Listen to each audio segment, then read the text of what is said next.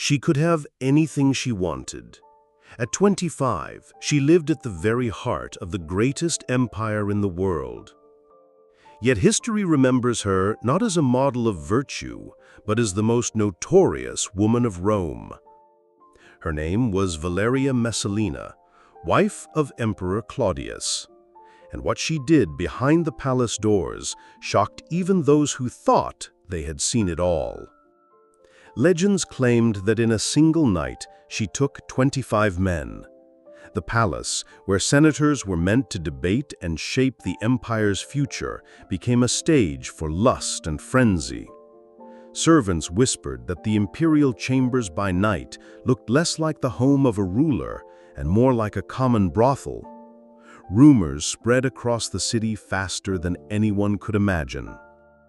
But these orgies were not random amusements. For Messalina, they were a show of power. Men, senators, soldiers, gladiators, even slaves competed for her attention. Each believed he might be the chosen one. Yet all of them knew it was a game, and only she set the rules. Soon all of Rome was speaking of her endurance. Some admired, others were horrified, but no one was indifferent. In taverns, forums, and bathhouses, her name was whispered as the very symbol of excess. Messalina had turned the imperial palace into her stage, where she played the leading role, and no one could say where her lust ended and her cold calculation for power began. Long before her name became a byword for vice, Valeria Messalina was born into one of Rome's most powerful families. Her childhood unfolded among marble columns, refined tutors, and the strict traditions of aristocracy. She was not just a daughter of noble parents. In her blood flowed the legacy of Mark Antony and Augustus himself.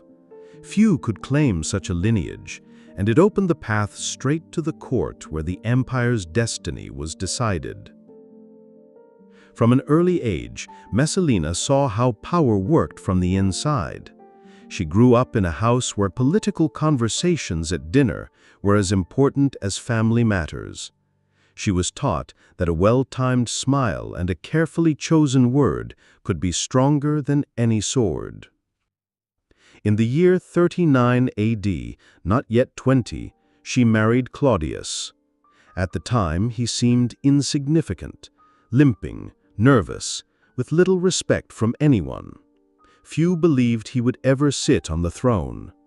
Their marriage looked like nothing more than a convenient union of two noble branches. But fate chose otherwise.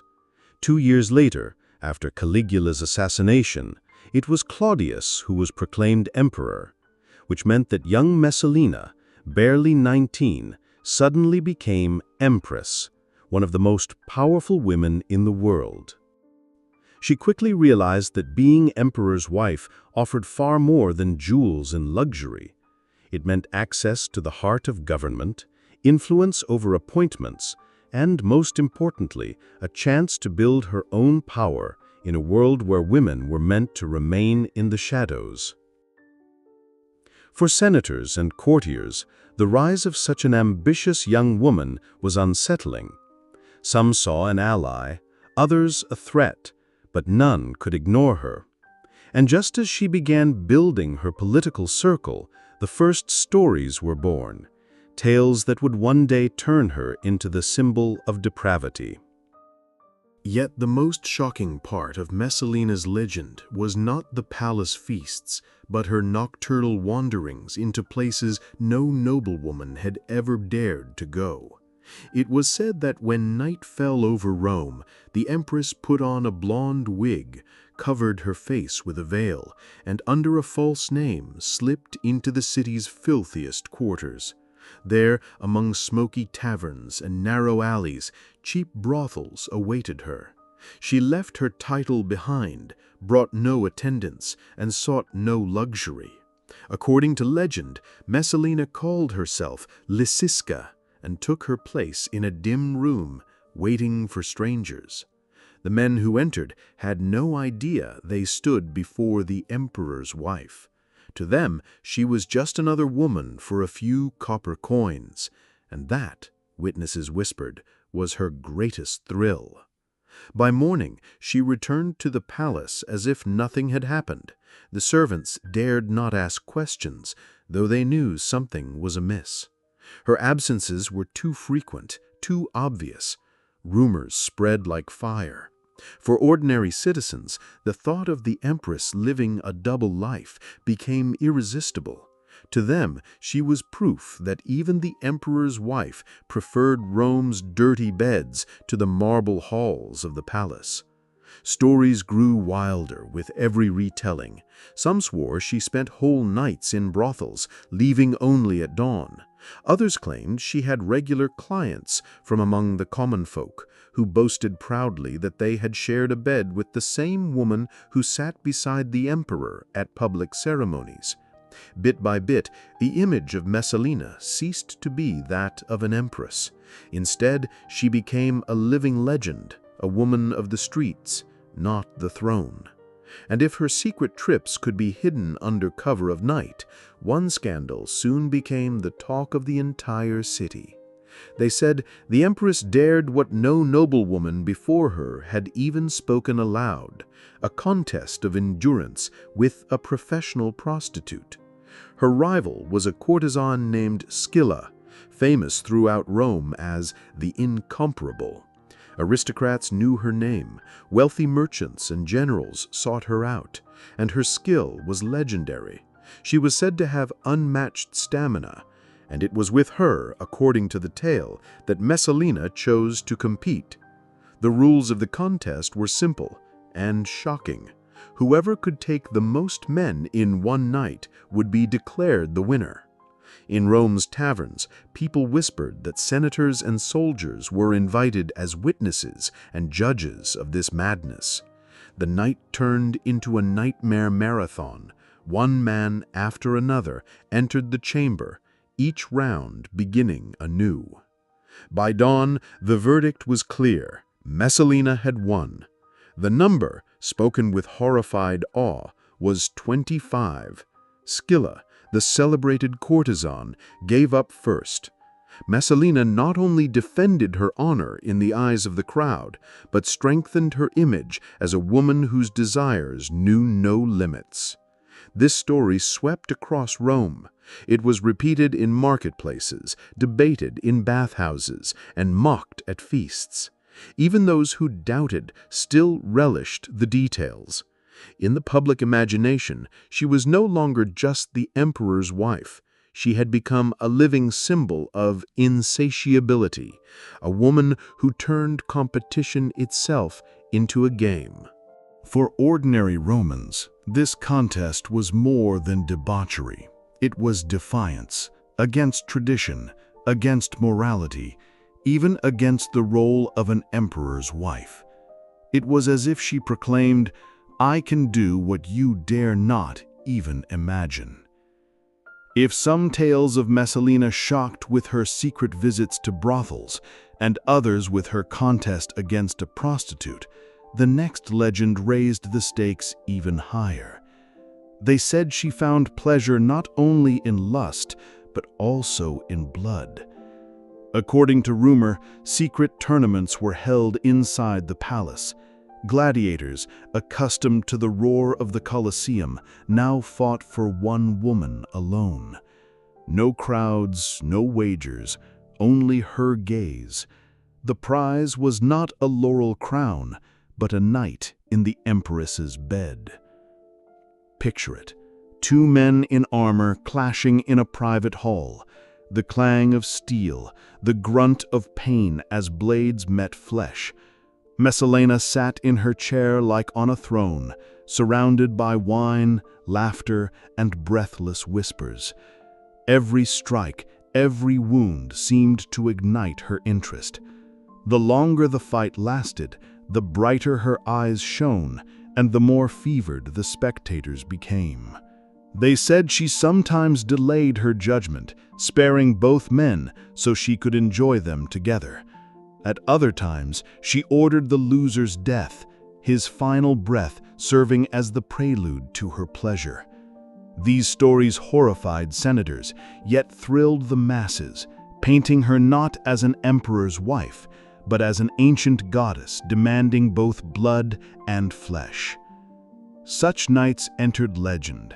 Some called her mad, others the great seductress, but no one was indifferent. In the eyes of Rome, Messalina was the woman who ruled not only men, but the arena itself. To her, human life was just part of the game, where passion and death intertwined. Ordinary citizens could only guess what happened behind the marble walls of the imperial chambers, but rumors claimed the palace of Claudius had ceased to be a palace. It had become a stage, with one woman as both mistress and director. Instead of ceremonies and Senate meetings, the halls hosted performances that left citizens breathless. Rooms decorated with golden statues and exotic silks rang not with speeches, but with music, laughter, and moans. Beneath ceilings meant for philosophers' words, naked bodies danced. Servants whispered that the furniture was arranged like a theater, couches for the guests, a chair for Messalina, and at the center, space for her games. She loved to be watched. She did not hide. On the contrary, she turned her desires into spectacle for the chosen few. They said she gathered not only lovers, but senators, officers, and courtiers. Some watched, others participated. Messalina would arise from her seat, walk among the guests, and stop before a man. Choosing him in front of everyone, that moment the hall fell silent. It was like a ritual, where all knew her decision was final. Wine flowed endlessly. Dishes piled up so lavishly that some went untouched. But that was not the point. The essence was the atmosphere of freedom from all rules which Messalina herself created. In her halls, laws did not apply. Morality did not exist. Everything became theater, where spectacle mattered more than consequence. And it was precisely for this that she was hated. Senators, used to shaping the empire's destiny in those very halls, now saw power in the hands of a woman who bent men not with arguments, but with her body. The palace became both the symbol of her power and the emblem of Rome's supposed decay. The rumors of a palace brothel spread far beyond the city. In the provinces, whispers told of a woman ruling in the empire's heart, a woman for whom nothing was sacred. Some imagined her as a wanton nymph, others as a demoness, but all agreed Rome had never seen anything like her. Orgies, scandals, and whispers made her name famous among the people. But Messalina's true power did not come from bedrooms or brothels. What truly terrified senators and courtiers was her reach into politics. She understood that being the emperor's wife meant more than jewels and feasts. It meant deciding who would sit as consul, who would govern provinces, and who would be sent into exile or simply disappear. And she used this power without hesitation. Emperor Claudius was gentle, uncertain, too trusting of those around him. For some, this made him a puppet. For others, a dangerous figure, because through him the empire itself could be controlled. Messalina realized this before anyone else. She did not shout in forums or argue in the Senate. She whispered into Claudius's ear. With a smile or a cold glance, she could change his decision. To the outside world, he remained emperor. But for those who saw them together, it was clear, behind his fragile frame stood a woman pulling the strings. Messalina knew how to remove those who stood in her way. Some were accused of conspiracy, others of treason, still others of embezzlement. Executions followed one after another, and more often in the corridors, people whispered, "This was her order." She used every suspicion, every rumor to clear the field for herself and her allies. In the Senate, hatred toward her grew fiercest. Everyone knew to fall under her wrath meant to lose everything. One word from her, and a man who yesterday dined at Claudius's table could find himself in prison or on the scaffold by morning. But she did not stop at eliminating enemies. Each time someone lost his life or freedom, his property fell into the imperial treasury. And from there, it often passed into Messalina's own hands. Villas, estates, whole stretches of farmland, she collected them like trophies. Some of the lands under her control brought revenues greater than entire provinces. Her fortune grew, and with it her influence. Now people came to her not only as lovers, but as seekers of political favor. Clever lawyers, young officers, mid-level senators, all knew the road to the emperor ran through her. Messalina became the true mistress of Rome. To some she was a desired ally, to others a mortal threat, but to all she was the center of power. And with her rise came a flood of darker legends. For if a woman could not be defeated by politics, then she could only be destroyed by turning her into a monster. And so, when her influence became too great, when she all but ruled the empire, the hunt for her reputation began in earnest. By the time Messalina's power reached its height, it seemed she had no rivals left. Senators feared her, courtiers sought her favor, and even Claudius himself looked increasingly like a shadow beside his young wife. But it was then she made the fatal mistake. They said her eye fell on Gaius Silius, a young senator, ambitious, handsome, adored by women and respected by men. His eloquence won over the crowds in the forum, and his decisiveness earned him friends in the army. To many, he embodied the ideal Roman. For Messalina, he was more than a lover.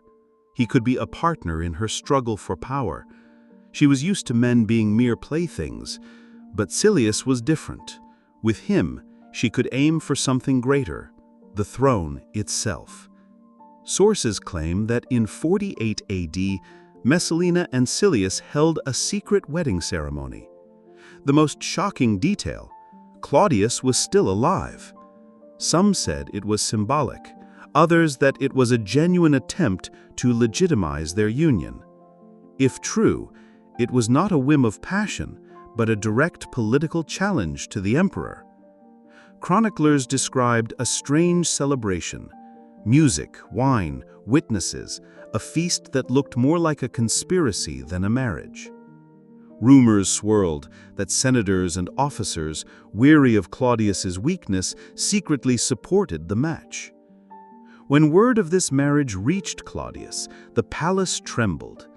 His advisors saw not a personal betrayal, but a threat to the state itself. If Messalina had truly bound herself to Silius, the next step could be a coup.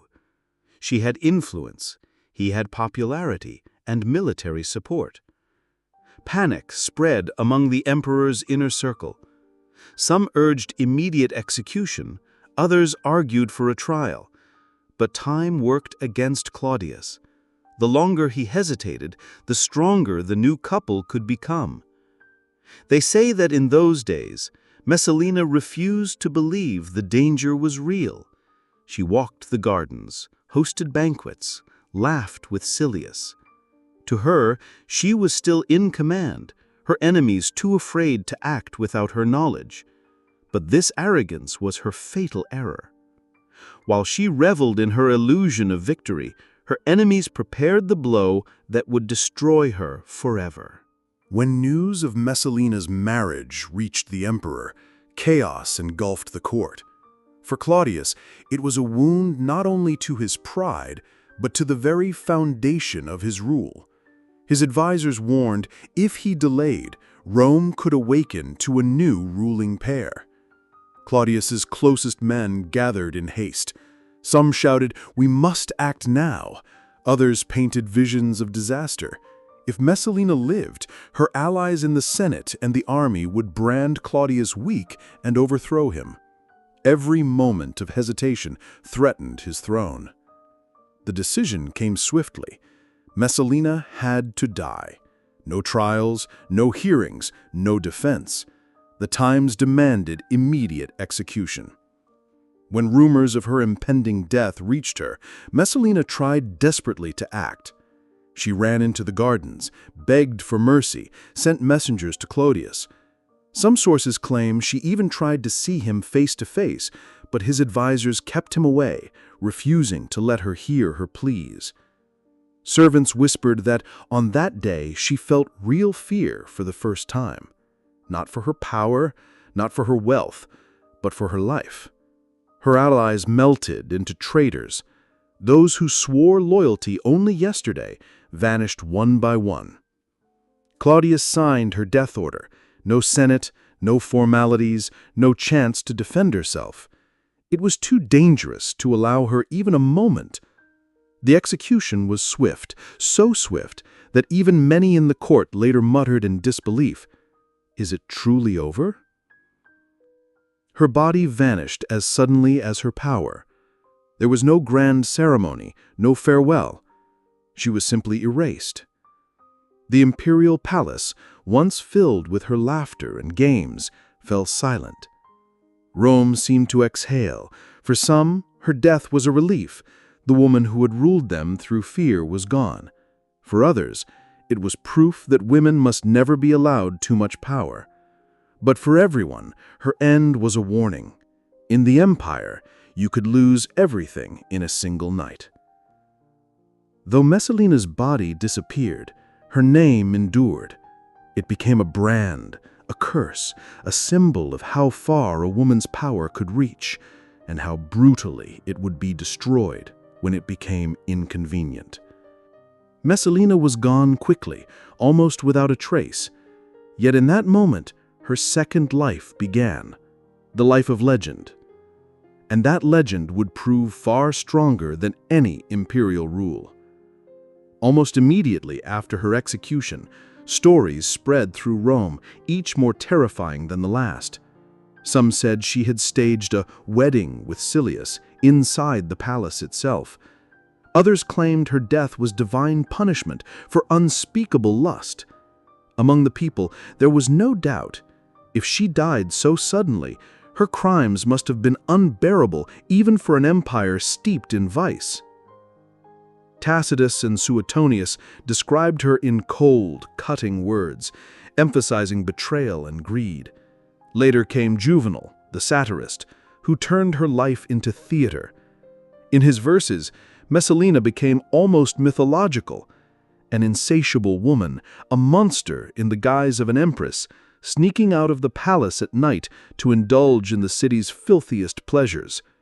His tales were so vivid that people stopped seeing the line between history and comedy. Decades passed, and Messalina's image hardened in the public mind, not as a political figure, but as the embodiment of female vice. She was no longer remembered as a noble-born woman with ambition and influence. She became a stereotype, a byword. The word Messalina itself became an insult in Rome. Any woman accused of shameless desires might be called by her name. The legend grew on its own, drifting further from reality. And the stricter the age, the darker her sins became. Centuries later, in the Middle Ages, her name was revived in chronicles and sermons. Priests invoked Messalina as the ultimate temptress, the destroyer of families and states. To them, she was proof of what happened when women were allowed too much freedom. During the Renaissance, her image found its way into art and theater. Painters depicted her half-naked, surrounded by men, embodying both desire and danger. Playwrights turned her into pure allegory, not a woman, but the very personification of sin. Her name became woven into the cultural code of Europe. And even today, nearly 2,000 years later, Messalina's name has not disappeared. In books, films, and articles, she is still portrayed as a woman without shame or conscience, willing to ruin an empire for pleasure. In the popular imagination, she remains the empress of lust, though the real story is far more complex. That is why her legend survives. Truth is complicated and layered. Myth is simple and striking, and people always prefer the myth. So, the woman born into a noble family, who might have been remembered as a symbol of female power in Rome, became instead a caricature, a cautionary tale, a tool of propaganda. Her real deeds were forgotten. All that remained was the legend of the depraved empress who supposedly took 25 men in a single night and turned the palace into a brothel. And that is the ultimate irony of her fate. Messalina was destroyed by her enemies, yet they did not just kill her body, they conquered her memory. Even centuries later, the world remembers not the woman, but the myth created to erase her.